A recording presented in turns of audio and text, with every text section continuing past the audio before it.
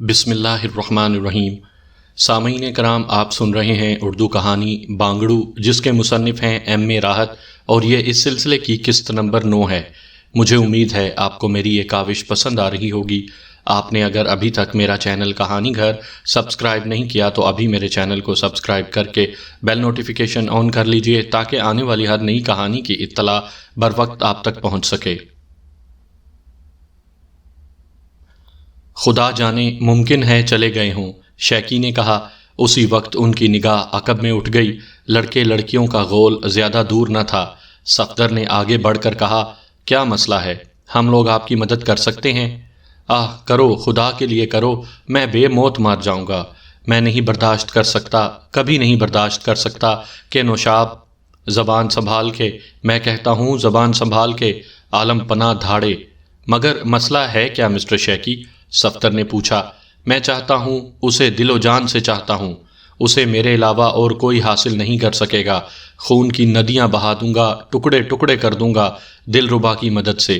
میری زندگی میں اسے کون حاصل کر سکتا ہے؟ میں، عالم پناہ سینے پر ہاتھ مار کر بولے۔ مجال ہے کسی کی کہ کوئی میرے سامنے آئے، اپنے ناپاک لبوں سے اس کا نام بھی لے؟ یہ ہمارا ذاتی مسئلہ ہے۔ اس سلسلے میں ہم آپس میں فیصلہ کریں گے۔ اس وقت اس کی بابت سوچو جو ہمارے درمیان آن ٹپکا ہے، شیکی نے کہا۔ دیکھیے، آپ لوگ اگر ہمیں دوست نہیں سمجھتے تو آئندہ ہم آپ سے کوئی واسطہ نہیں رکھیں گے۔ آخر آپ ہمارے رشتہ دار ہیں، ہمیں تو بتائیں مسئلہ ہے کیا؟ صفدر نے کہا، اور شیکی نے ایک سرد آہ کھینچی۔ پھر بولا، مسئلہ؟ یہ ہماری زندگی کا سب سے اہم مسئلہ ہے، صرف میری زندگی کا، تمہارا اس سے کوئی تعلق نہیں ہے۔ عالم پناہ دھاڑے۔ بکواس مت کرو، میرا مطلب ہے پلیز خاموش رہو، خاموش رہو نا۔ آخری الفاظ شیکی نے بڑی عاجزی سے کہے۔ جہانگیر کا تن و توش اس کے مقابلے میں کہیں زیادہ تھا۔ جہانگیر خاموش ہو گیا تو وہ پھر بولا، میں اسے دل و جان سے چاہتا ہوں۔ میں اس کے بغیر زندہ نہیں رہ سکتا۔ نوشاب میری روح کی گہرائیوں میں اتر گئی ہے، وہ میری ہے، صرف میری۔ لیکن وہ نوجوان میرے سامنے اسے اپنی کہہ رہا ہے۔ کمینے ذلیل، میں تیری ہڈیاں توڑ دوں گا۔ عالم پناہ نے شیروانی کی آستین اوپر چڑھاتے ہوئے کہا۔ ایک منٹ، پہلے آپ لوگ آپس میں فیصلہ کر لیں، پھر کسی دوسرے کے بارے میں سوچیں۔ صفدر نے مداخلت کی۔ گویا یہ بات طے ہو گئی ہے کہ آپ دونوں نوشاب کو چاہتے ہیں۔ صرف میں، عالم پناہ بولے۔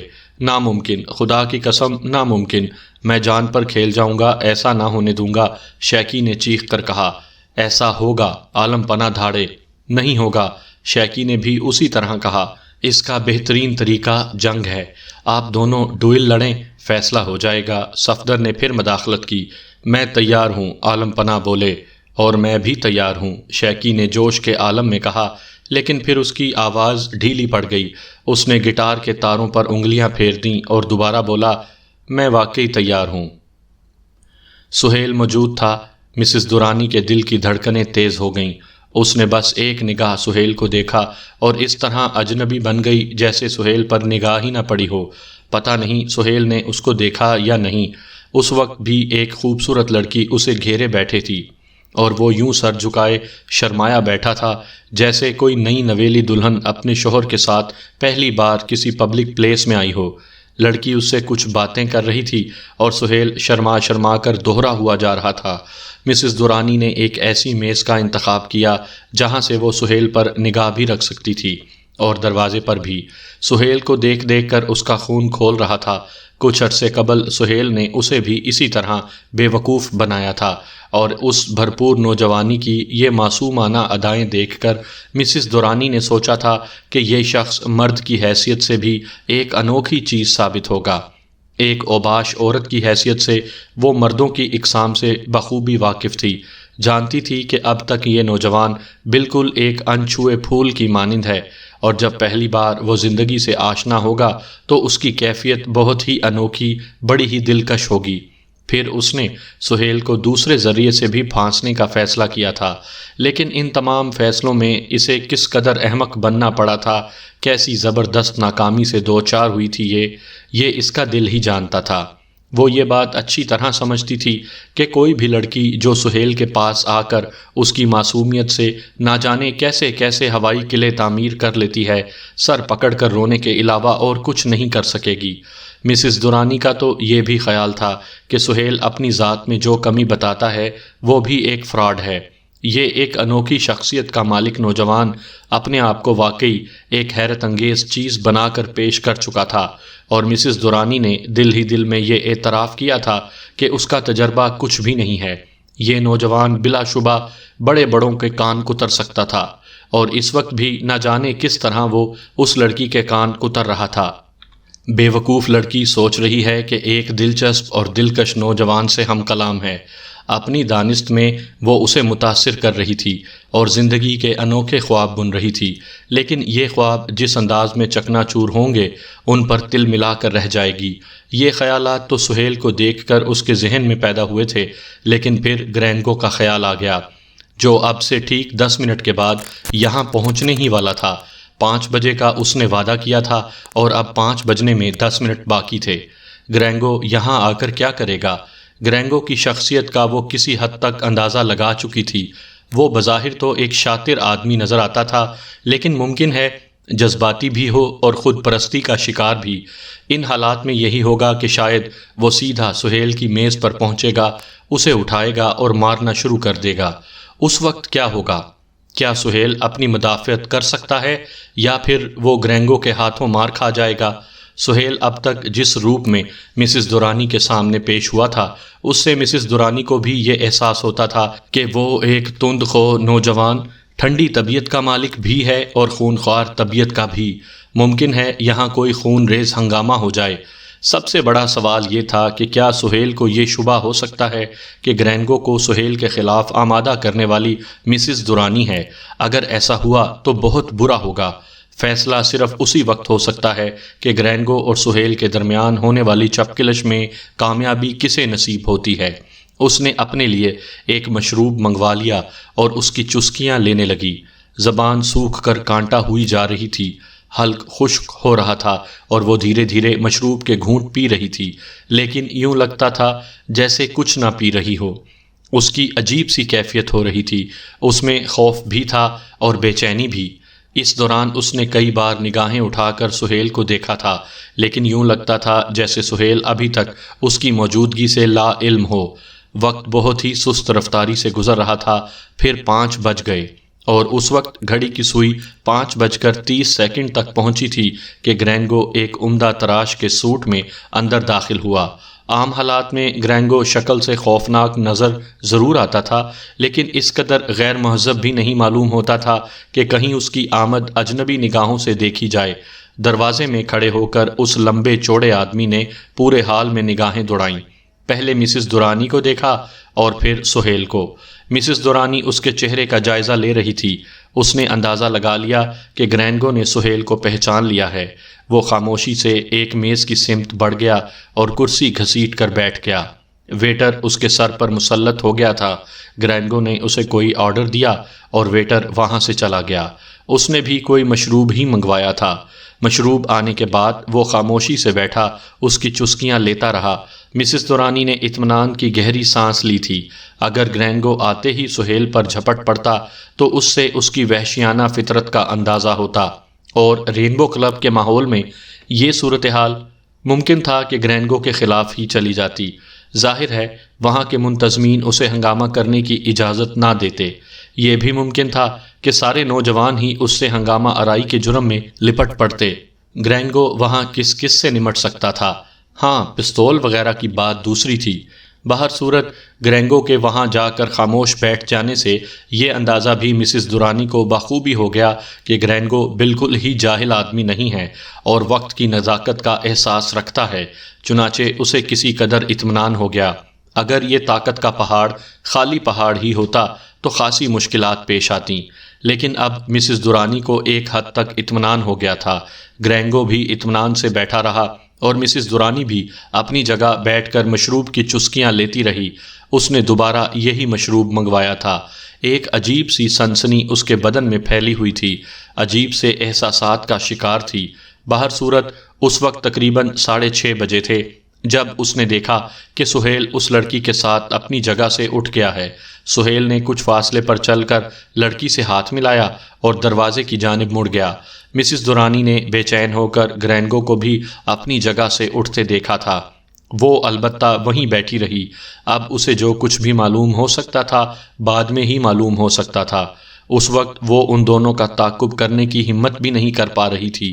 عجیب سی کیفیت ہو رہی تھی اس کی، حالانکہ اس کا دل چاہ رہا تھا کہ ان دونوں کے پیچھے جائے اور دیکھے کہ اونٹ کس کروٹ بیٹھتا ہے، لیکن ٹانگیں ساتھ نہ دے رہی تھیں۔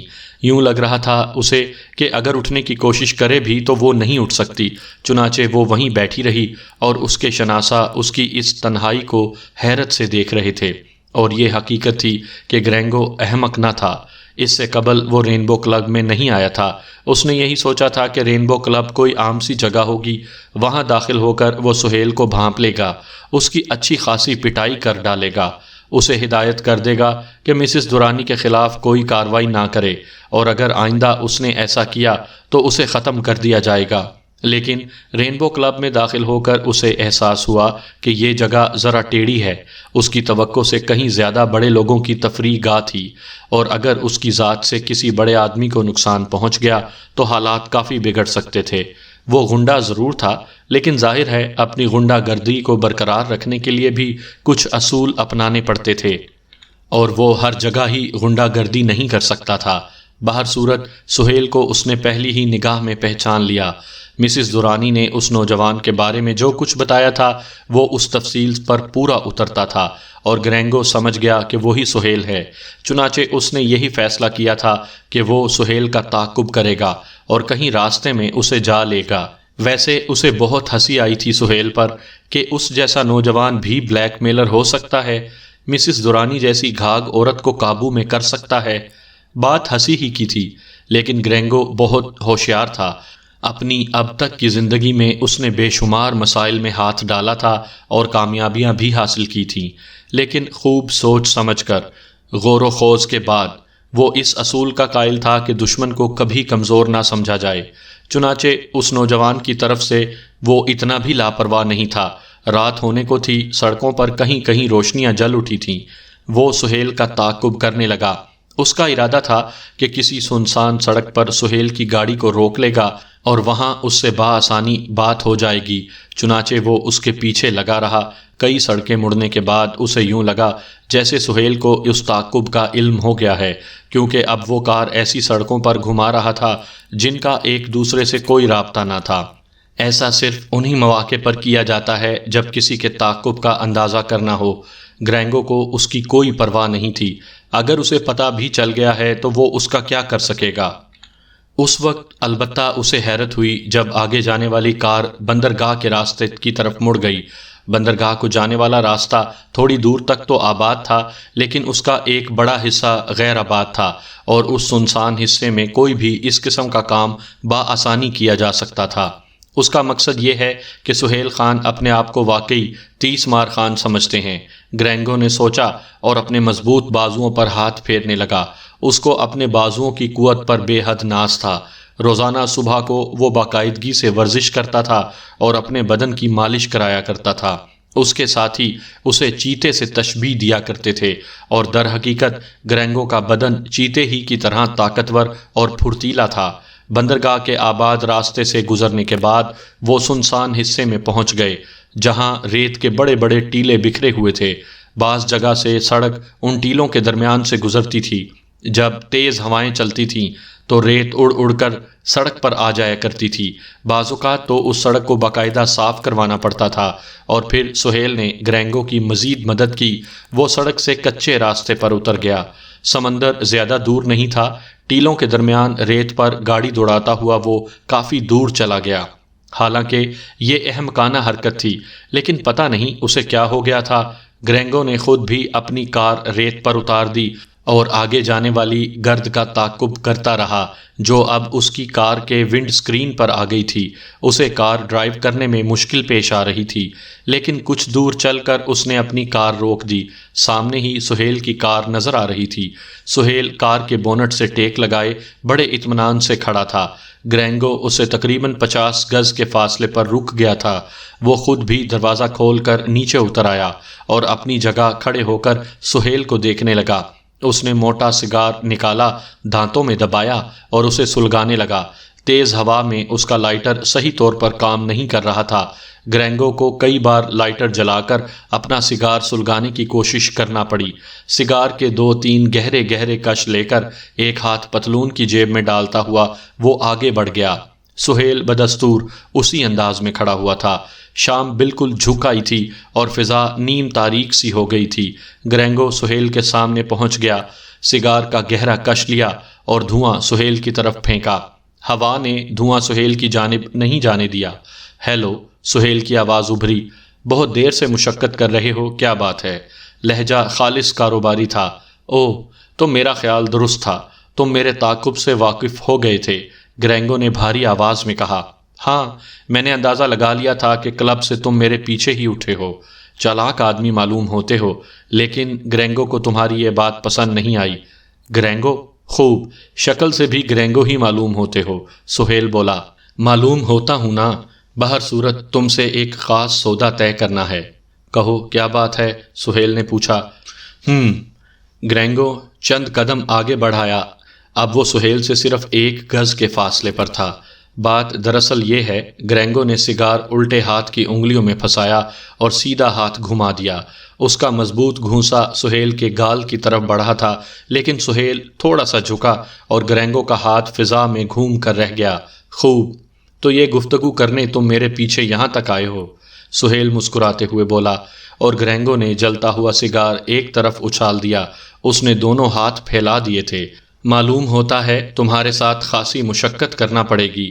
ہاں، بغیر مشقت کے انسان کو دنیا میں کچھ حاصل نہیں ہوتا۔ سہیل نے خود بھی دونوں ہاتھ پھیلا کر انگلیوں سے اشارہ کیا اور گرینگو خونخوار بھینسے کی طرح اس پر پل پڑا۔ اسے یہ دیکھ کر حیرت ہوئی تھی کہ سہیل اپنی جگہ سے ہٹا نہیں تھا۔ ہاں، جب وہ بونٹ پر پہنچا تو سہیل ایک دم سے نیچے بیٹھ کر اس کی ٹانگوں کے درمیان سے دوسری طرف نکل گیا تھا اور گرینگو بونٹ پر اوندھا ہو گیا۔ یہ بات اسے غصہ دلانے کے لیے کافی تھی۔ وہ پھر سیدھا ہوا، پلٹا اور دونوں ہاتھ ٹکا کر سیدھا کھڑا ہو گیا۔ یہ کیا چوہوں کی طرح اچھل کود کر رہے ہو؟ آؤ مقابلہ کرو، اس نے بھاری آواز میں کہا۔ پاگلوں سے لڑنا میں مناسب نہیں سمجھتا۔ اگر تم دیوانے ہو تو میں تمہیں کسی پاگل خانے میں پہنچا سکتا ہوں، اور اگر عقل مند اور ہوشیار ہو تو یہاں تک آنے کی زحمت کیوں گوارا کی ہے تم نے؟ ورنہ پھر دوسری صورت میں واقعی اس پر آمادہ ہو جاؤں گا کہ تمہارا دماغ درست کر دوں۔ گرینگو غصے سے پاگل ہو گیا تھا۔ یہ گفتگو اس کے لیے اجنبی تھی اور مقابل ایک ایسا چھوکرا تھا جسے گرینگو جیسا شخص خاطر میں نہیں لا سکتا تھا۔ اس نے دیوانہ وار سہیل پر چھلانگ لگا دی، لیکن سہیل اس کی نسبت بہت ہلکا پھلکا تھا، چنانچہ گرینگو کی یہ چھلانگ بھی بیکار گئی۔ سہیل اچھل کر ایک طرف ہٹ گیا۔ تم یہ تیسری کوشش کر چکے ہو اور اب میری باری ہے۔ آخری بار تمہیں موقع دے رہا ہوں کہ مجھے اس اچھل کود کا مقصد بتا دو، ورنہ اس کے بعد میں کچھ نہیں پوچھوں گا، سہیل نے کہا، اور گرینگو نے اسے موٹی سی گالی دی۔ تب سہیل نے آستینیں چڑھا لیں۔ اچھی بات ہے، اب ہم دونوں کے درمیان گفتگو کا سلسلہ اس وقت تک کے لیے ختم ہو گیا جب تک ہم میں سے ایک بولنے پر آمادہ نہ ہو، اس نے کہا، اور دوسرے لمحے وہ اپنی جگہ سے اچھلا اور اس کی لات گرینگو کے سینے پر پڑی تھی۔ گرینگو نے ہر چند اس حملے سے بچنے کی کوشش کی تھی، لیکن سہیل کی چھلانگ اتنی جچی تلی تھی وہ بمشکل تمام صرف اپنا چہرہ بچا سکا۔ البتہ اس کی لات اس کے سینے پر پڑی تھی اور گرینگو کو یوں محسوس ہوا تھا جیسے کوئی فولادی ہتھوڑا اس کے سینے پر آن پڑا ہو۔ بہت تکلیف محسوس ہوئی تھی اسے اپنے سینے پر۔ وہ پیچھے ہٹ کر پھر کار کے بونٹ سے جا ٹکا، لیکن اب وہ خون ریز لڑائی لڑنے پر آمادہ تھا۔ اس نے جیب میں ہاتھ ڈال کر ایک لمبا سا چاقو باہر نکال لیا۔ اسے افسوس ہو رہا تھا کہ دشمن کو کمزور سمجھنے کی اس نے پہلی حماقت کیوں کی۔ وہ اپنے ساتھ پستول نہیں لایا تھا، حالانکہ اگر اس وقت اس کے پاس پستول ہوتا تو اسے کافی مدد مل سکتی تھی۔ پستول نہ ہونے کی وجہ سے اسے صرف چاقو پر ہی اکتفا کرنا پڑتی، باہر صورت مجبوری تھی۔ چاقو کھول کر وہ سہیل کے مقابل آ گیا۔ اب سہیل کے چہرے پر بھی سنجیدگی کے آثار نظر آنے لگ گئے تھے، اس کے ہونٹ بھینچ گئے تھے اور چہرے پر وہ پہلے جیسی معصومیت موجود نہیں تھی۔ تم نے چاقو نکالا ہے گرینگو، اب تمہیں اس کا خمیازہ بھی بھگتنا پڑے گا۔ سور کے بچے، میں تجھے ابھی مزہ چکھاتا ہوں، گرینگو وحشت ناک لہجے میں بولا اور سیدھا چاقو لے کر سہیل کی جانب جھپٹا۔ سہیل نے اس کے چاقو والے ہاتھ پر اپنے پنجے کی گرفت مضبوط کی اور الٹے ہاتھ کی زوردار ضرب اس کے چہرے پر لگائی۔ وہ چند قدم پیچھے ہٹ گیا۔ اسے اندازہ ہو گیا تھا کہ مد مقابل کوئی معمولی حیثیت کا آدمی نہیں ہے، وہ ایک نوجوان چھوکرا ضرور ہے لیکن اس کے ہاتھ فولادی ہیں۔ یہ دو ضربیں ہی گرینگو کو احساس دلانے کے لیے کافی تھیں، چنانچہ وہ خونی نگاہوں سے نوجوان کو گھورنے لگا۔ اس بار وہ اپنے چاقو کا وار کامیاب ہی کرنا چاہتا تھا۔ چاقو اگر گرینگو کے ہاتھ میں ہو تو اس کی ناکامی شاذ و نادر ہی دیکھی گئی تھی۔ اس نے کئی بار چاقو مختلف انداز سے دونوں ہاتھوں میں بدلا۔ وہ انتہائی پھرتی سے چاقو دونوں ہاتھوں میں گھمانے لگا۔ نوجوان شرارت آمیز انداز میں گرینگو کو دیکھ رہا تھا۔ پھر جب اس نے چاقو سیدھے ہاتھ میں لے کر نوجوان کو جھکائی دی اور الٹے ہاتھ سے اس پر حملہ کیا تو نوجوان اطمینان سے پیچھے ہٹ گیا۔ پیچھے ہٹتے ہی اس نے ہاتھ کمر پر رکھ کر ایک ٹھمکا لگایا تھا۔ آئے قربان، واری جاؤں میں۔ نوجوان کے لہجے میں بھی ایک تبدیلی پیدا ہو گئی تھی۔ گرینگو کا پارا اور چڑھ گیا تھا۔ وہ سمجھ گیا کہ نوجوان اسے غصہ دلا رہا ہے۔ اس نے پلٹ کر پھر وار کیا۔ نوجوان بل کھا کر پھر پلٹ گیا اور گھوم کر اس نے گرینگو کی کلائی پر ہاتھ ڈال دیا۔ اس کے مضبوط پنجے کی گرفت گرینگو کی کلائی پر پڑی اور وہ اس طرح سے اس کے اوپر سے گزر گیا جیسے گرینگو انسان ہی نہ ہو۔ البتہ گرینگو کا ہاتھ اپنی گرفت میں پکڑے پکڑے اس طرح گھوم گیا تھا کہ گرینگو پلٹی کھا کر گر گیا تھا۔ چاقو ریت میں پیوست ہو گیا تھا۔ نوجوان نے لپک کر اسے اٹھا لیا اور پھر بڑے اطمینان سے اس کو بند کر کے پوری قوت سے اسے ایک طرف پھینک دیا۔ آئے صدقے میں میرے لال، چاقو سے مارنا اچھی بات نہیں ہے۔ مارنا ہے تو نین کٹاری سے مارو، قربان ہو جائیں گے تم پر۔ مارنا ہے تو اپنے ان مضبوط ہاتھوں سے مارو، دیکھیں تو صحیح ذرا کتنی جان ہے ان ہاتھوں میں۔ نوجوان سینہ تانے ہوئے گرینگو کے سامنے آ گیا۔ گرینگو نے پھر ایک کوشش کی تھی۔ اس بار اس کی لات نوجوان کی پنڈلی پر پڑی تھی اور نوجوان دوہرا ہو گیا۔ آئے ہائے، مار ڈالا، شہید کر دیا تو نے تو ہمیں۔ ایک اور دوسری پنڈلی بھی ابھی خالی ہے اور دوسرا پاؤں سامنے کر دیا۔ گرینگو اپنے آپ کو باز نہ رکھ سکا اور اس نے جھنجھلاہٹ میں دوسری لات نوجوان کی پنڈلی پر رسید کر دی۔ یہ ٹھوکر ایسی تھی کہ اگر کسی پتھر کو بھی مار دی جاتی تو وہ اپنی جگہ چھوڑ دیتا۔ نوجوان کی ٹانگ پر بھی خاصی زور سے لگی تھی، وہ اکڑوں بیٹھ گیا۔ آئے ہائے ہائے ہائے، ارے وہ جوان ہاتھوں کو استعمال نہ کرو گے؟ لاتوں ہی لاتوں سے کام چلاؤ گے؟ آگے تو بڑھو، دیکھیں بدن میں کتنی جان ہے۔ ہم تو اپنے آپ کو تمہارے سپرد کیے دے رہے ہیں۔ اس نے دونوں ہاتھ اوپر اٹھا لیے اور گرینگو نے اسے اپنی گرفت میں لے لیا۔ وہ نوجوان کو بری طرح رگید رہا تھا اور نوجوان کی آنکھوں میں نشے کی سی کیفیت پیدا ہو گئی تھی۔ گرینگو نے ایک عجیب و غریب تماشا دیکھا۔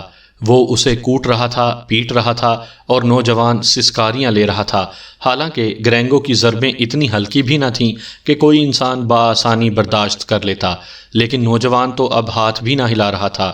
بدن بالکل بوجھل اور ڈھیلا پڑ گیا تھا۔ گرینگو نے 2-3 بار اسے اٹھا اٹھا کر ریت پر پٹخا۔ دونوں کا حلیہ بگڑ گیا تھا۔ نوجوان پٹتا رہا۔ گرینگو کو خود ہی اپنے انداز میں تھکن محسوس ہونے لگی۔ تھک گئے؟ ارے ظالم، ابھی تو طبیعت بھی خوش نہیں ہوئی۔ لو، ہم نے تو خود کو تمہارے سامنے پیش کر دیا اور تمہیں اتنی غیرت بھی نہیں آ رہی کہ مارتے رہو۔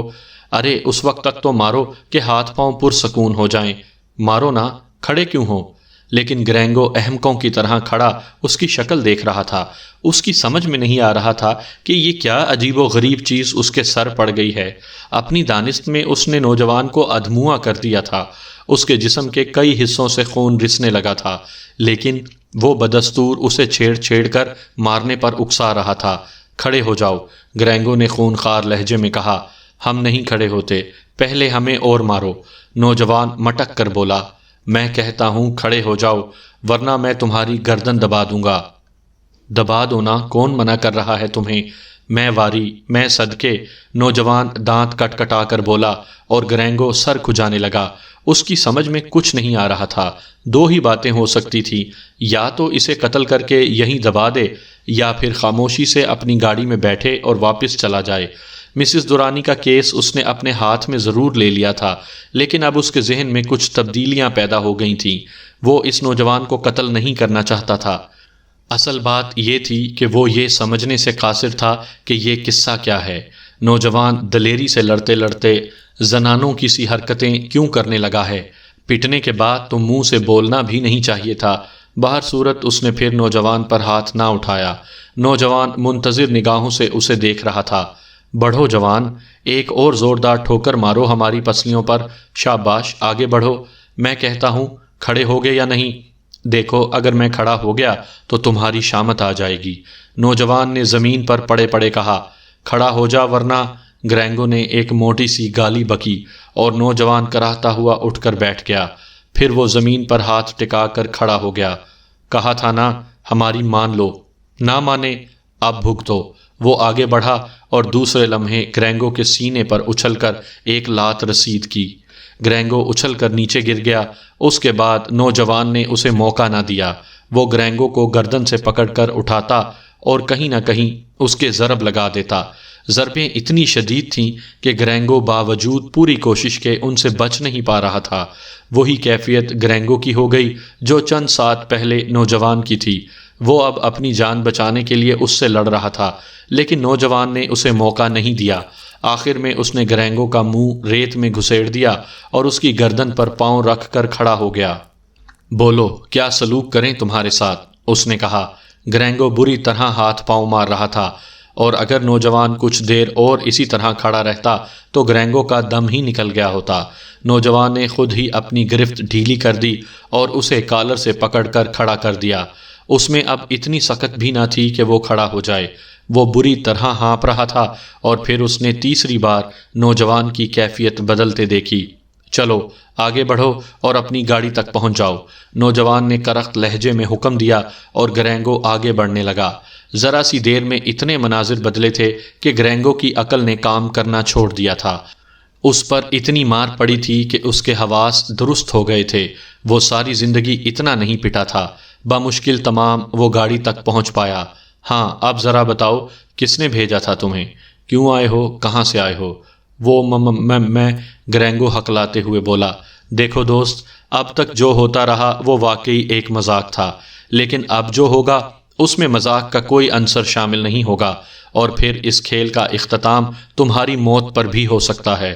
میں خاموشی سے تمہیں قتل کر کے یہاں سے چلا جاؤں گا، اور یہ کوئی بھی سوچ نہیں سکے گا کہ یہاں کیا ہوا ہے۔ بہتر ہے سب کچھ ٹھیک ٹھیک بتا دو۔ تمہارا نام گرینگو ہے؟ ہاں، گرینگو ڈھیلے لہجے میں بولا۔ کیا کرتے ہو؟ ایک ہوٹل چلاتا ہوں۔ اوہو، تو تم وہ گرینگو ہو؟ میں سمجھ گیا، لیکن میرے اور تمہارے درمیان تو کوئی جھگڑا نہیں تھا۔ میرے اور تمہارے درمیان کوئی جھگڑا نہیں تھا، لیکن ایک حرافہ نے مجھے تمہارے پیچھے لگایا تھا۔ اس کا نام کہیں مسز درانی تو نہیں ہے؟ ہاں۔ کیا کہا تھا اس نے تم سے؟ یہی کہ تم اسے بلیک میل کر رہے ہو، میں تمہیں قتل کر دوں۔ گرینگو بولا۔ ہائے، پھر قتل کیوں نہ کر دیا تم نے ہمیں؟ اب خود تیار ہو جاؤ قتل ہونے کے لیے۔ بھلا بتاؤ تو صحیح، اس کمبخت نے ایک ایسے شخص کو ہمیں قتل کرنے بھیجا جو ہمیں قتل بھی نہیں کر سکتا۔ گرینگو، تم بزدل چوہے ہو۔ کیا میں تمہارا چاقو تلاش کر کے تمہیں دوں؟ چاقو ہی سے مجھے مار دو، کچھ تو مزہ آئے۔ دوست، میں تمہیں سہیل کے نام سے جانتا ہوں، نام بھی مجھے اسی نے بتایا تھا، لیکن مجھے حیرت ہے کہ میں تمہیں سمجھ ہی نہ سکا۔ تم ہو کیا چیز؟ نصیبو کہتے ہیں، نصیبو کہتے ہیں ہمیں، سہیل نے شرما کر جواب دیا، اور گرینگو کی آنکھیں خوف و دہشت سے پھیل گئیں۔ نصیبو؟ اس نے متحیرانہ انداز میں کہا۔ ہاں، تم تو جانتے ہو ہمیں، سہیل بدستور اٹھلا کر بولا، اور گرینگو کا چہرہ خوف اور دہشت سے پیلا پڑ گیا تھا۔ استاد نصیبو، شکل و صورت سے نہیں جانتا تھا، نام سے اچھی طرح جانتا ہوں۔ مجھے کیا معلوم تھا؟ یقین کریں استاد، مجھے نہیں معلوم تھا۔ اگر وہ ذلیل عورت مجھے بتا دیتی کہ یہ تم ہو تو میں کبھی یہ جرت نہ کرتا۔ مجھے معاف کر دو استاد، مجھے معاف کر دو۔ گرینگو کی حالت ہی بدل گئی تھی۔ اے چل ہٹ کمینے کہیں کے، پہلے تو دولتیاں چلا رہا تھا، اب معافی مانگ رہا ہے۔ سہیل پھر اسی موڈ میں آ گیا تھا۔ یقین کرو استاد، میں بالکل بے قصور ہوں، میں تو خود تم سے ملنا چاہتا تھا، مگر تمہارے کسی ٹھکانے کا پتہ ہی نہیں معلوم تھا۔ دھوکا ہو گیا استاد نصیبو، دھوکا ہو گیا۔ گرینگو بری طرح گڑ گڑا رہا تھا۔ سہیل اپنا ہونٹ بھینچے اسے دیکھتا رہا اور پھر اس نے گردن ہلا دی۔ ٹھیک ہے، اگر غلط فہمی کا شکار ہو کر یہاں تک چلے آئے ہو تو نصیبو تمہیں معاف کرتا ہے، لیکن گرینگو، نصیبو کے اندر ایک بہت بڑی خرابی ہے کہ وہ بدماشوں میں صرف اپنے آپ کو بدماش سمجھتا ہے۔ غنڈہ گردی میں اس سے بڑا کوئی اور غنڈہ نہیں ہے، اور لڑائی بھڑائی میں بھی وہ بہت سی غلط فہمیوں کا شکار ہے۔ کوئی اس کی یہ غلط فہمی دور کرنا چاہے تو اسے چیلنج کر دے یا دھوکے سے وار کرے، نصیبوں کو کوئی اعتراض نہیں ہے، لیکن اگر وہ نصیبوں سے شکست کھا جائے تو پھر اس کے لیے دو ہی صورتیں ہوتی ہیں، نصیبوں کی اطاعت گزاری یا موت۔ تم ان دونوں میں سے کوئی ایک چیز پسند کر لو۔ اگر نصیبوں کے شاگرد بن کر کام کرنا چاہتے ہو تو چلو، گردن جھکا کر یہیں ریت پر بیٹھ جاؤ۔